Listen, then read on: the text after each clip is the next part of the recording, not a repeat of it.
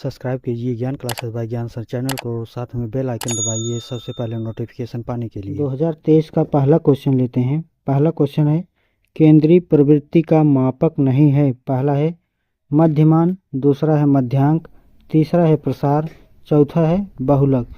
तो इसका right answer हो जाएगा प्रसार। अगला क्वेश्चन देखते हैं। दूसरा है, थॉर्नडाइक ने सीखने से संबंधित मुख्यतः कितने सिद्धांतों का प्रतिपादन किए हैं। तो पहला है 5, दूसरा है 4, तीसरा है 6, चौथा है 3। तो इसका राइट आंसर हो जाएगा 3। ये विकल्प 4 सही है। क्वेश्चन नंबर 3 है, नवजात शिशु में हड्डियों की संख्या होती है। ये क्वेश्चन रिपीट हो रहा है बार बार, तो इसको ज़रूर ध्यान दीजिएगा।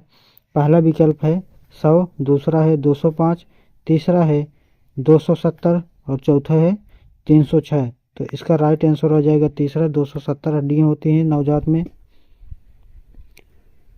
चौथा क्वेश्चन है, क्रिया प्रसूत अधिगम सिद्धांत के प्रतिपादक हैं।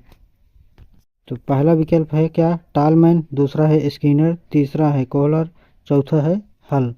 तो इसका राइट आंसर हो जाएगा स्किनर। ऑप्शन नंबर दूसरा सही है। क्वेश्चन नंबर 5वां देखिएगा, आपराधिक प्रवृत्ति का सर्वाधिक विकास होता है। ऑप्शन है शैशवावस्था में, दूसरा है बाल्यावस्था में, तीसरा है किशोरावस्था में, चौथा है प्रौढ़ावस्था में। तो इसका क्या हो जाएगा, किशोरावस्था में राइट आंसर हो जाएगा। क्वेश्चन नंबर 6वां देखिएगा। 6वां है, संज्ञानात्मक क्षमता की कमी से व्यक्तित्व में कठिनाइयाँ होती हैं। पहला है शारीरिक विकास में, दूसरा है बौद्धिक विकास में, तीसरा है व्यावसायिक विकास में, चौथा है समायोजन में। तो इसका राइट आंसर हो जाएगा दूसरा, बौद्धिक विकास में। क्वेश्चन नंबर 7 है, किसी दूसरी वस्तु की अपेक्षा एक ही वस्तु पर चेतना का केंद्रीकरण अवधान है। यह कथन किसने कहा है। पहला है क्रो एंड क्रो ने, दूसरा है वुडवर्थ ने, तीसरा है डम्बिल ने, चौथा है एवरिल ने। तो इसका आंसर क्या हो जाएगा, क्रो एंड क्रो ने कहा है। क्वेश्चन नंबर 8 देखिएगा, बुद्धि का विकास लगभग पूर्ण हो जाता है। पहला है शैशवावस्था में, दूसरा है बाल्यावस्था में, तीसरा है किशोरावस्था में, चौथा है सभी अवस्थाओं में। तो इसका राइट आंसर हो जाएगा किशोरावस्था में। आगे क्वेश्चन देखते हैं। 9वां क्वेश्चन है, सीखने को प्रभावित करने वाला सबसे महत्वपूर्ण कारक है। पहला है प्रेरणा, दूसरा है ध्यान, तीसरा है रुचि, चौथा है स्मृति। तो इसका राइट आंसर हो जाएगा क्या, प्रेरणा। आगे चलिए देखते हैं क्वेश्चन नंबर 10।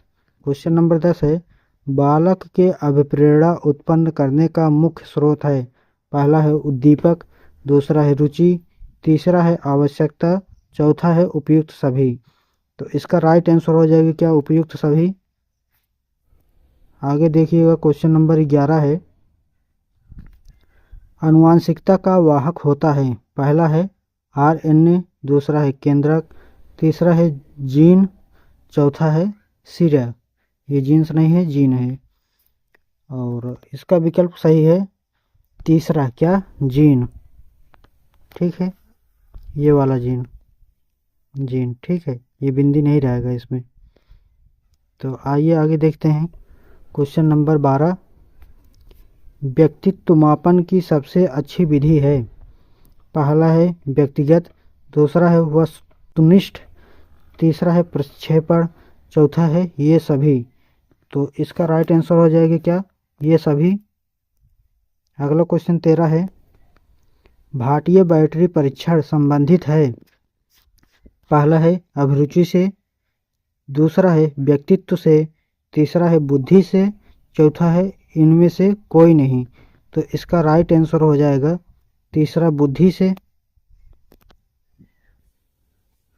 क्वेश्चन नंबर 14 है, शिक्षा में सृजनात्मकता का प्रयोग किस रूप में होता है।